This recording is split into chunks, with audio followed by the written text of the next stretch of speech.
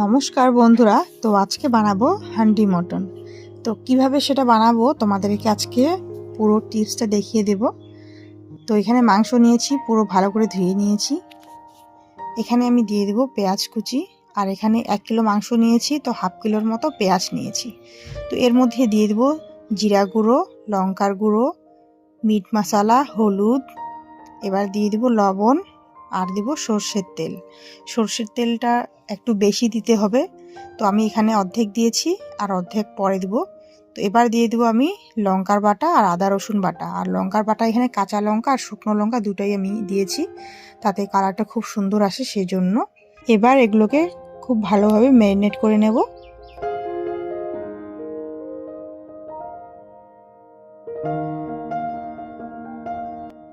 এবার এর মধ্যে দিয়ে দেব টক দই কিছুটা, দিয়ে ভালোভাবে আবারও ম্যারিনেট করে নেব। যতক্ষণ না পেঁয়াজটা খুব ভালোভাবে গলে যাচ্ছে ততক্ষণ।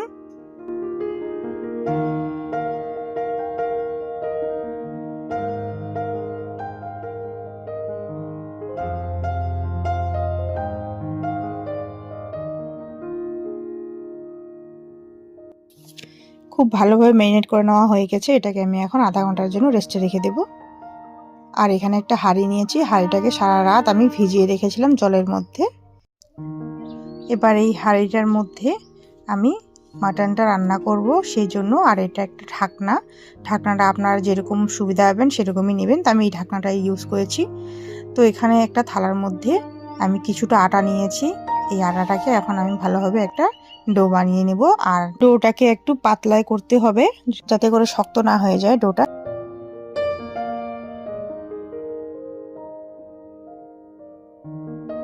এরকম ভাবেই আর কি বানাতে লাগবে ডোটাকে, একটু যাতে পাতলা থাকে, তাহলে হাঁড়ির সাথে কি ভালোভাবে লেগে যাবে।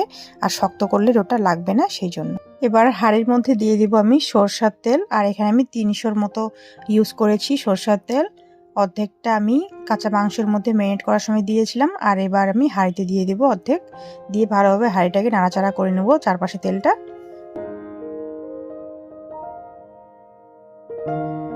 তেলটা আমার গরম হয়ে গেছে, এর মধ্যে দিয়ে দেবো তেজপাতা, ফোড়নের জন্য শুকনো লঙ্কা। আর এখানে নিয়েছি আমি দারচিনি, বড় এলাচ, ছোট এলাচ, লবঙ্গ, গোলমরিচ। এবার দিয়ে দেবো কিছুটা গোটা জিরে।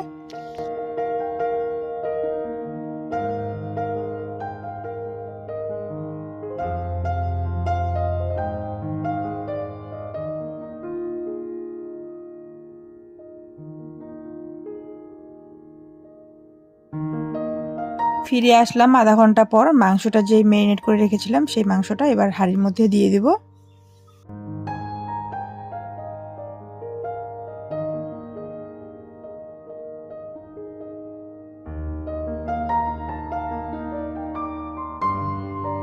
এবার এর মধ্যে দিয়ে দিব একটু জল। এখানে কিন্তু জল দেওয়া যাবে না বেশি, আমি সামান্য একটু দিয়েছি। আর এখানে দিয়ে দিলাম 2টা গোটা রসুন। রসুনগুলোর উপরের ছিলকাগুলো আমি ছড়িয়ে নিয়েছি, খুব ভালো করে ধুয়ে নিয়েছি। এবার দিয়ে দিলাম আর একটু মাংসটা নাড়াচাড়া করে নেবো ভালোভাবে।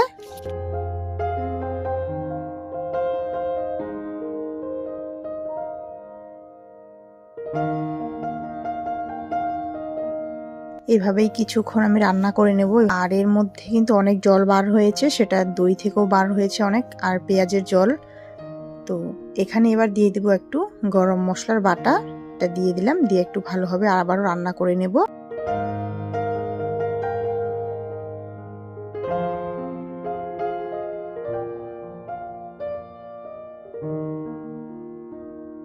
এবার হাঁড়ির মধ্যে ঢাকনা লাগিয়ে দেব, আর নাড়াচাড়া করব না। এবার আপনি আপ হয়ে যাবে। এর মধ্যে দিয়ে দেব সেই আটাটা, যে আটাটা আমি পাতলা করে ডো বানিয়ে রেখেছিলাম কিছুক্ষণ আগে। সেই আটা দিয়ে ভালোভাবে মুখটাকে মেরে দেব যাতে কোনো বাতাস বার হতে না পারে সেই জন্য।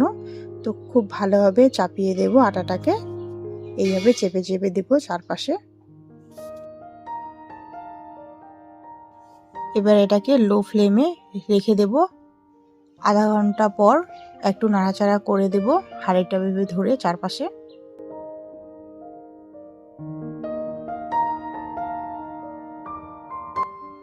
এবার 45 মিনিট পর হাঁড়িটাকে নামিয়ে নেব। এবার তোমাদেরকে দেখাবো কেমন হয়েছে মাটনটা। এবার আটাটাকে ভালোভাবে কেটে নেব চারপাশে ছুরির সাহায্যে।